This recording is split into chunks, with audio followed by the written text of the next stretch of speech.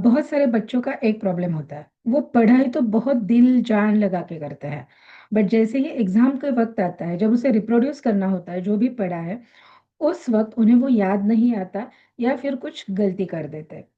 क्या आपका भी ये प्रॉब्लम है? मुझे जरा कमेंट बॉक्स में टाइप करके बता दे। स्पेसिफिकली क्या होता है, अगर एट छठी सातवीं तक ठीक रहता है, जैसे आप एट स्टैंडर्ड में जाते हो, specifically ninth standard tenth standard है, बोर्ड्स एग्जाम है, या फिर you are preparing for certain competitive exams, फिर वो नीट हो सकती है, जेई हो सकती है, एमपीएससी यूपीएससी हो सकती है, एम सीयूटी हो सकती है, एमएससीईटी हो सकती है, जो भी है कॉम्पिटिटिव एग्जाम्स है। तो इन सारी कॉम्पिटिटिव एग्जाम्स पे जहाँ पे हर एक सवाल मैटर करता है, हर एक क्वेश्चन का सही आंसर मैटर करता है, उस वक्त अगर हमने बहुत ज़्यादा मेहनत की है, पढ़ाई की है, और अगर गलती से हमने वहाँ पे कुछ याद नहीं आया, इसलिए सॉल्व नहीं कर पाए, तो वो हमारे लिए बहुत बड़ा नुकसान हो सकता है। तो ऑब्वियसली ये एक इसके अगर हम बेस में जाते हैं, तो what is the root cause. तो आज हम समझने की कोशिश करेंगे, इसी सवाल का आंसर ढूंढने की कोशिश करेंगे कि हमें एग्जाम में अच्छे से अच्छे मार्क्स कैसे लाने हैं। ओके। तो इसके लिए सबसे इंपॉर्टेंट बात होती है अपना प्रोडक्टिव टाइम। राइट। सी, अगर हम हमारे प्रोडक्टिव टाइम में कुछ काम करते हो तो बहुत ज़्यादा अच्छा होता है, बेहतर होता है। और वही जहाँ पे हम थके हुए हैं, इतना प्रोडक्टिव नहीं फील कर रहे हैं, उस वक्त अगर कोई काम करते हैं, शायद वो पढ़ाई भी हो, तो वो उतनी याद नहीं रहती है जितनी हमने प्रोडक्टिव टाइम में की है। ओके। तो इसलिए हमें क्या करना है, हमारा प्रोडक्टिव टाइम को बार बार बार बार रिचेक करना है। एटलीस्ट ये जो आज हम एक्टिविटी कर रहे हैं, उसे आपको वंस अ वीक तो जरूर करना है। Checking your productive time. Okay. तो अभी मैं आपके साथ कुछ क्वेश्चंस शेयर कर रही हूँ। आपको क्या करना है कि आपके नोटपैड, आई एम अज्यूमिंग कि आपके पास आपकी नोटपैड और पेन है, तो उस पे ये क्वेश्चंस के आंसर्स आपको लिखना है। ओके। तो अभी तो शुरुआत करते हैं कि आप जस्ट मेरे क्वेश्चन सुनिए और उसके आंसर लिख लीजिए। अगर आपको ये पूरा क्वेश्चन चाहिए तो आप वीडियो को बाद में भी देख लेना, हम इसे अपलोड करने वाले हैं। डन। ओके। तो चलिए शुरू करते हैं कि हमारा प्रोडक्टिविटी टाइम हम ढूंढने वाले हैं, हमारी प्रोडक्टिविटी टाइम का चेक। तो सबसे पहला जो सवाल है वो आपको क्या पूछना है पता है? खुद को पूछना है कि दिन भर में आप कितने घंटे पढ़ाई कर पाते हो। सी, एकदम क्लियर सा सवाल है।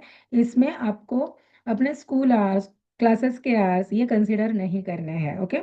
स्कूल, क्लास, एक्स्ट्रा एक्टिविटी, ये सारी चीजें छोड़ के खुद के लिए सेल्फ स्टडी आप कितने घंटे कर पाते हो? क्लियर है क्वेश्चन? ओके। अब सेकेंड क्वेश्चन। ओके। आप जब पढ़ाई को बैठते हो तो कितनी बार डिस्ट्रैक्ट होते हो? अब डिस्ट्रैक्शन का मीनिंग क्या है?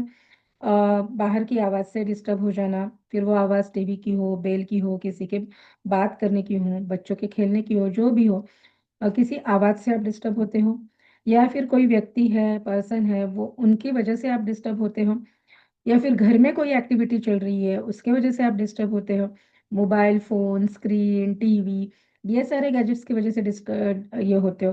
तो ये सारे डिस्ट्रैक्शंस है। तो इन सारे डिस्ट्रैक्शंस को आपको आज थोड़ा सा याद करना है कि ओके कि अगर मैं 1 घंटे के लिए पढ़ाई का मेरा प्लानिंग है, तो उसमें कितनी बार मैं डिस्ट्रैक्ट होने के चांसेस है। ओके। अब तीसरा इंपॉर्टेंट क्वेश्चन ये है कि वो कौन सी चीजें हैं जिनकी वजह से मैं डिस्ट्रैक्ट होती हूँ। ओके। तो हमें लिस्ट बनानी है।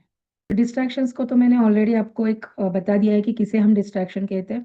इसके अलावा भी आपका कोई पर्सनल डिस्ट्रैक्शन है, जैसे कि थॉट प्रोसेस है, डे ड्रीमिंग है, या फिर आपके लाइफ में कुछ ऐसे इवेंट्स चल रहा है जो पर्सन स्पेसिफिक है, जितने भी डिस्ट्रैक्शंस है, ओके, उनको आपको लिस्ट डाउन करना है अभी। ठीक। अब अगला हमारा सवाल है कि दिन में सबसे ज्यादा एनर्जेटिक, एंथुजियास्टिक, फ्रेश आप कब रहते हो?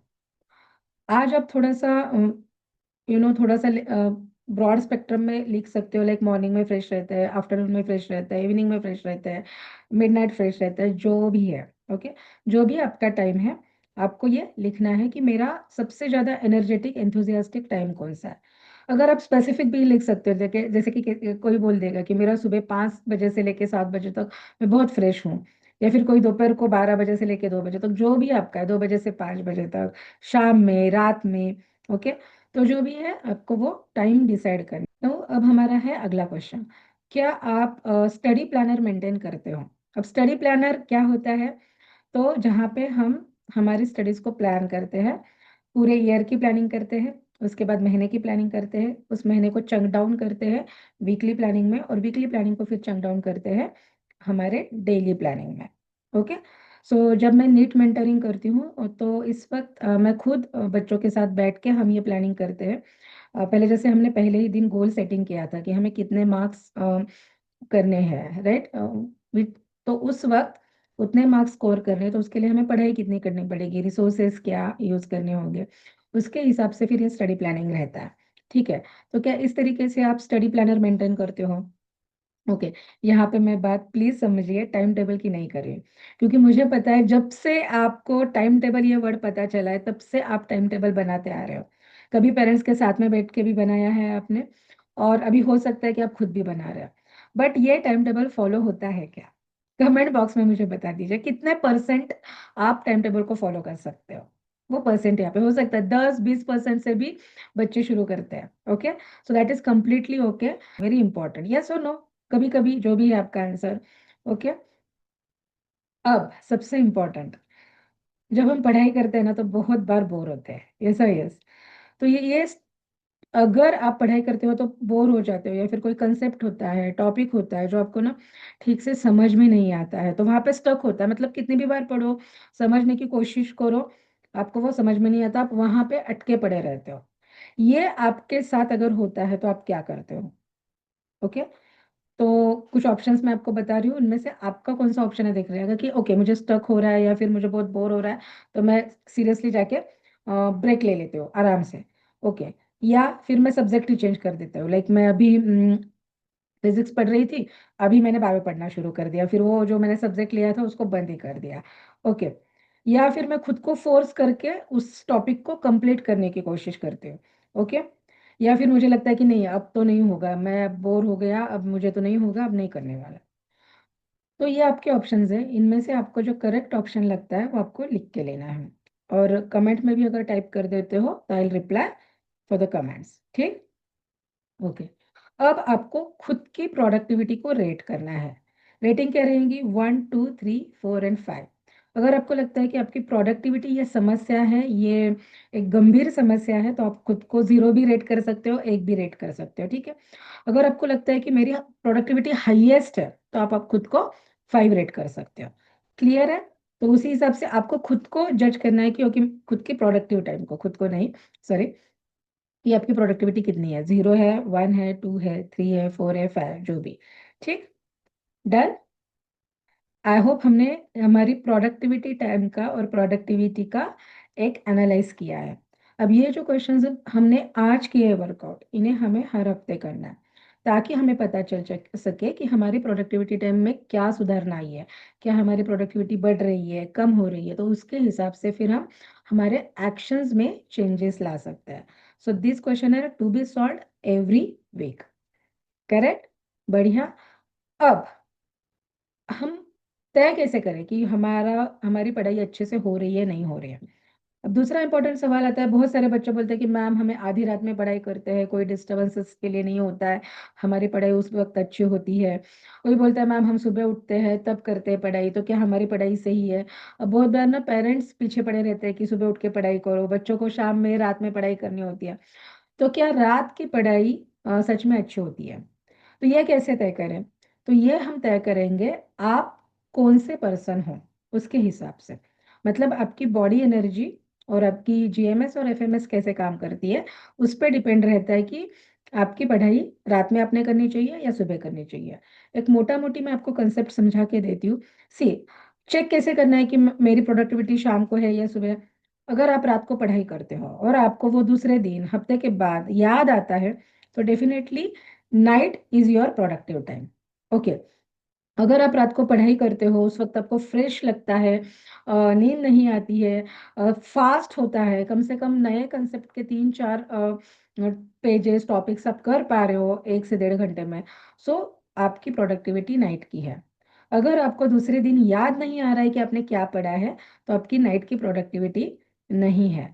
जैसे मैंने बात की बॉडी एनर्जी की, तो अगर आपकी हाईएस्ट बॉडी बॉडी एनर्जी, बहुत ज़्यादा बॉडी एनर्जी है, बहुत ज़्यादा एक्टिव हो, हाइपर रहते हो, मतलब हर बार कुछ ना कुछ करते रहते हो, तो इन लोगों ने जनरली क्या करना चाहिए, शाम में अच्छे से एक्सरसाइज करके वर्कआउट करके इतना कि पसीना आ जाए, उसके बाद फ्रेश होके फिर पढ़ाई करनी चाहिए।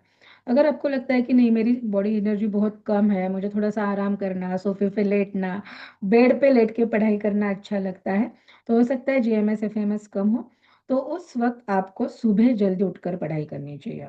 ओके। अब ये मैं बात कर रही हूँ लर्निंग्स की। ठीक। अब किसी किसी को लगता है नहीं मेरी एवरेज है, तो जिनकी एवरेज है वो सुबह 10 बजे से लेके 12 बजे तक भी पढ़ाई कर सकते हैं, शाम का 4 से 6 बजे वाला वक्त भी ये उनके लिए सुटेबल होता है। So it depends on your body energy. Okay. अब प्रोडक्टिविटी टाइम, ये जो है हम एनालिसिस भी कर रहे हैं, लेकिन बहुत बच्चे मतलब 90% बच्चे मेरे पास आते हैं, वो बोलते हैं कि मैम हमें सच में नहीं समझ आ रहा है, कभी हमारी शाम में अच्छी होती है, कभी हमारी सुबह अच्छी होती है। तो डोंट वरी, अगर इसके लिए भी हमारे पास बहुत अच्छा सॉल्यूशन है। मैं खुद एक डीएमआईटी डर्मेटोग्राफिक्स इंटेलिजेंस टेस्ट कंडक्ट करती हूँ, जिसमें हमें आपका प्रोडक्टिविटी टाइम बहुत अच्छे से समझ में आता है। तो उस वक्त आपकी प्रोडक्टिविटी टाइम के हिसाब से हम आपको आपकी लर्निंग स्टाइल भी बताते हैं कि आपने पढ़ाई कैसे करनी है, किस वक्त करनी है, किस तरीके से करनी है, गैप लेने हैं नहीं लेने हैं, ये सारी चीज़ें हम बोलते हैं। सो इफ यू फील कि आपको भी आपकी प्रोडक्टिव टाइम पता होना चाहिए exactly with the test, see जब हम करते हैं खुद एक्सपेरिमेंट करके करते तो definitely we will get, but थोड़ा समय लगेगा। और हो सकता है उसे क्रॉस चेक कैसे करें कि हाँ मुझे लगता है मेरे एक्सपेरिमेंट के हिसाब से मेरी ये प्रोडक्टिविटी टाइम है, पर इसको क्रॉस चेक कैसे करोगे? एक सवाल तो मैंने आपको बता दिया कि अगर आपको याद रखता है तो डेफिनेटली, बट ये सवाल पे डिपेंड, एक सवाल पे डिपेंड नहीं रहना है, मुझे और ज़्यादा साइंटिफिकली प्रूवन चाहिए कि यही मेरा प्रोडक्टिव टाइम है, तो आप इस टेस्ट को DMIT इस टेस्ट को कंसिडर कर सकते हो। मेरा नीचे नंबर है, डिस्क्रिप्शन में मेरा नंबर है, आप कॉल करके अपनी अपॉइंटमेंट बुक कर सकते हो इस टेस्ट में के बारे में। अगर आपको और कुछ जानना है तो वो भी मैं आपको इस कॉल पे बता दूंगी। डन। ओके। सो अपने प्रोडक्टिविटी टाइम चेक करते रहना एंड प्रोडक्टिविटी बढ़ाते रहना। All the best.